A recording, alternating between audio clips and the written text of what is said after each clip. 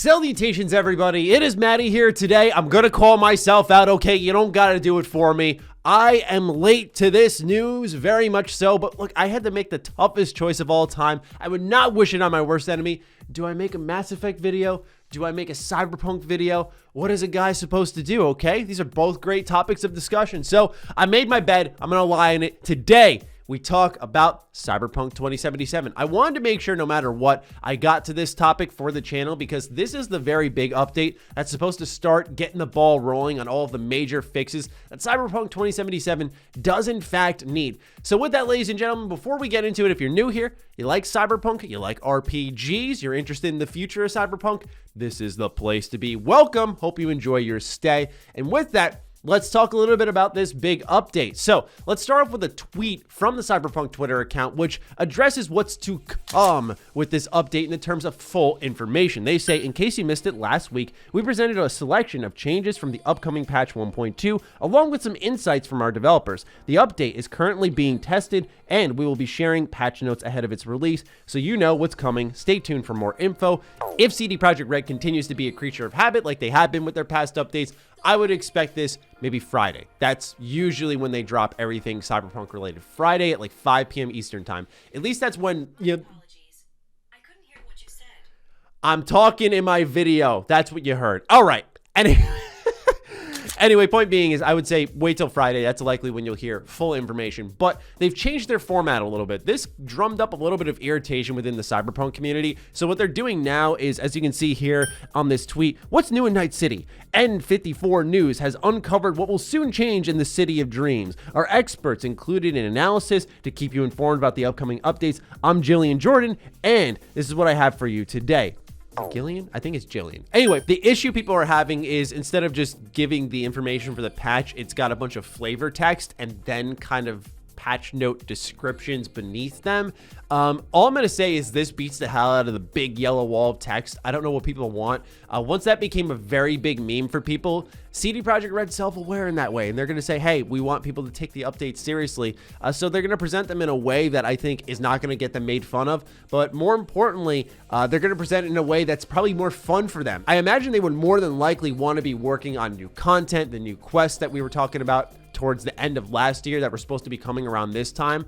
That's been pushed back. I'm sure they would have loved to have been talking about next gen updates. They can't. So they do, in all honesty, need to have fun with this type of stuff because it's the developers who are doing this. You know, the ones who are not in the wrong. They're not the shareholders. They're not the ones who put pressure from above on the devs. Okay, so if this is how they have fun doing it with all these patches, then let them have it. So we're not going to read all of the flavor text, just one section so you can get an idea of it, and then we'll get into all of the brand new information coming from this patch and break it down.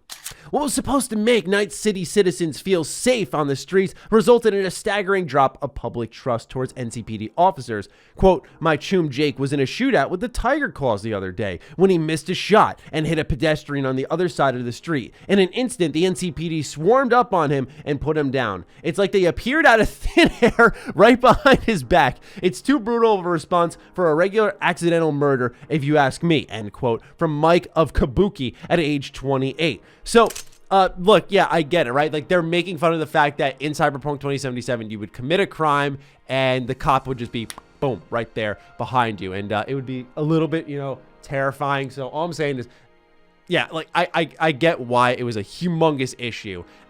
So here's what they're saying is going to change with Cyberpunk 2077. They write, regardless of how you look at the situation, it seems that the change will be a welcome one. We asked our experts to analyze the situation. Now, this is where the devs step in. Quote, this is an important step in addressing the behavior of the police in our game. It should decrease the problem of NPCs spawning behind players' back and create an impression that it takes some time for the police to arrive at the crime scene after the crime has been reported. We've also added a recon drone unit to create the feeling of the police assessing the situation. This comes from Patrick, lead gameplay designer, and Lucas, the technical design coordinator at CD Projekt Red. So not only are they fixing it, but they're adding something to make that system a lot better. And actually, you can see some of the police searching in action. They posted a unlisted video that you can check out where once you commit a crime, it does take some time for the police to arrive and address the situation, which is how it should have been. So this is one of those things where a lot of people will overextend and reach around and pat the back of CD Projekt Red.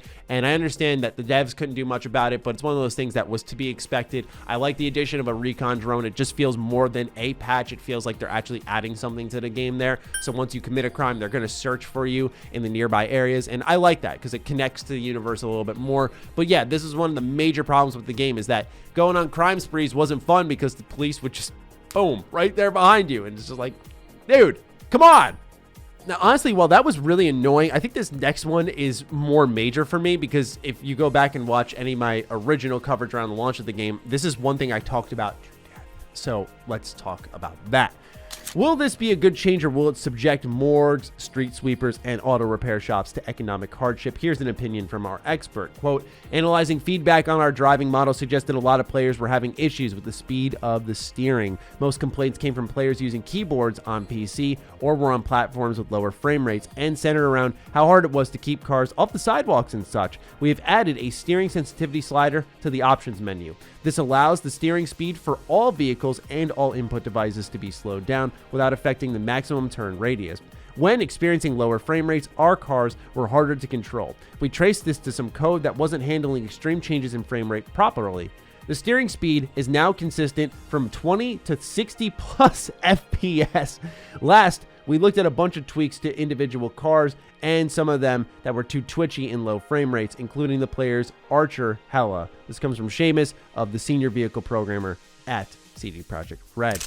So I hammered on the driving in this game so hard, and I know that wasn't its biggest problem, but it was definitely, to me, the most consistently looping one for me outside of bugs. Was the idea of going point A to point B was like being on a slip and slide, man. You were all over the place. It was like going back to Sonic Unleashed before they actually got the boost system right. That type of shit just drives me insane, man. When I want to turn a corner, let me burn that corner. I don't want to hit the sidewalk and 40 pedestrians while I'm making that wide turn. I just want to stay on the road. Some people will say, get good, Matty. No, this is exactly why they're addressing it, because you were sliding all over the place. But it also is interesting that they tie it to frame rate. I was not aware of this, so there is going to be a steering sensitivity slider. But what I found kind of hilarious is this quote that says, the steering speed is now very consistent from 20 to 60 plus FPS. And so right there, that indicates that when it comes to the Xbox One version, PS4 version, it looks like it will still continue to hit those lower frame rates, but you'll be able to steer properly at the same time as your frames dropping, which I don't know. I mean, good on them for the transparency. They're saying it goes that low, but definitely not something to get hyped over. Continuing on with vehicles, they say, still not sure whether you need the subsystem installed in your vehicle? Let our expert convince you. Quote, there are cases where our vehicles can get beached or high centered on stuff in Night City. We now have an unstuck feature that kicks in when you are accelerating and not moving. While holding down the accelerator, you can now rock the vehicle back and forth or rotate it left and right. Once again, this is from Seamus, the vehicle programmer. So we've played games in the past, I think of like GTA, where you just get perfectly hung up on, say, like a fire hydrant in your vehicle can't go anywhere because it's just kind of like seesawing back and forth. So that is pretty much entirely gone, and you will eventually unclip from that object, so you don't have to get out of your vehicle and find a new one or sprint to your objective or call in a new vehicle. That type of stuff is gone, which is great to see, honestly, but at the end of the day, it's, once again, one of those things where I'm not going to get hyped, but I'm relieved to see, these are things being fixed, because that's what's always interesting about patch notes and updates like this, is I see things and go, wow, what would I do if I experienced that, right? Like, I experience bugs in my playthroughs, but seeing things like that, I mean, oh my God, like, that's gotta be so frustrating. It also shows how broad and expansive the buggy nature of the game was, where I put about 70, 80 hours into the game, and I thought I saw a ton of bugs, and there are ones that I'm seeing here that I've never even heard of. So just goes to show how buggy the experience can be, and can differ from player to player. Next up is dodging. What do these improvements mean in layman's term? Our expert provided an explanation. Quote, dodge on double tapping a movement key can be turned off in the control setting. The dodge action can be performed by double tapping the crouch or toggle action key or default to C. It should now be more feasible to move using WSAD bindings around the keyboard. There are still a few bindings that need to be addressed, but these should be fixed in the upcoming patches. This comes from WatchTech, the tools programmer at CD Projekt Red. So from driving to dodging to, of course, the NCPD, there are some major adjustments there, mostly on the PC end of things. Now, I played with a controller on PC. I did not mess around with keyboard and mouse just because I've mentioned this in previous videos, but my elbow just wouldn't let me at this point in time for an extensive enough period of time. You know, I can edit a video now, but for me to play a game when I was reviewing it for like 8 hours straight using keyboard and mouse, that's just not going to fly nowadays, and that's fine. I don't like to play that way anyway. I prefer a gamepad. But anyway, this seems to address a lot of things on the keyboard and mouse side of things. This seems to address a lot of things, of course, with the NCPD, and we will hopefully see all this in action, and I'm sure there is more. These are just some of the major things that they're hitting on, and I don't know why per se, but because I don't know if everything else that still needs to be addressed is not going to be in this patch, or if they're just highlighting a couple of things in advance and seeing how people feel about it, or trying to make it fun for themselves. We'll see, of course, when all of the patch notes come out on this 1.2 update, but for now, these are some major highlights, and it's a big update at that, and I'm looking forward to seeing more for this game and seeing it bounce back. That's what I want more than anything, right? I want to see this game bounce back. There's a reason I'm still talking about it. I really enjoyed my playthrough with it, and I don't mean to say that every single time I sit down for a Cyberpunk video, but it's just more so to the point that I want to see this game succeed. I think that it was really good, and I feel like the devs got dealt a really shitty hand. So if there's any game that I want to see hit a bounce back, it's going to be this one, and time will tell if they get these patches right, or if they kind of introduce new problems. I've talked about it in the past with multiple patches with Cyberpunk, where, for example, they had the game-breaking save bug, which they did end up fixing, but that was because of a hot fix. They introduced one fix, and they created another problem to fix for themselves. And so that's kind of the leaky ship nature of game dev. You know, you patch a hole here, and a new hole gets created over there. So that's always going to be an issue. So we will see what new problems arise through this update, and of course, what is solved in probably just a couple of days. So with that, I leave it in your hands. What do you think of the latest Cyberpunk 2077 update? Let me know in the comments down below. Looking forward to seeing your thoughts, whether they're positive or critical. I'm looking forward to seeing them nonetheless. So let me know. Other than that, follow me on Twitter, follow me on Instagram. Those links are in the description down below.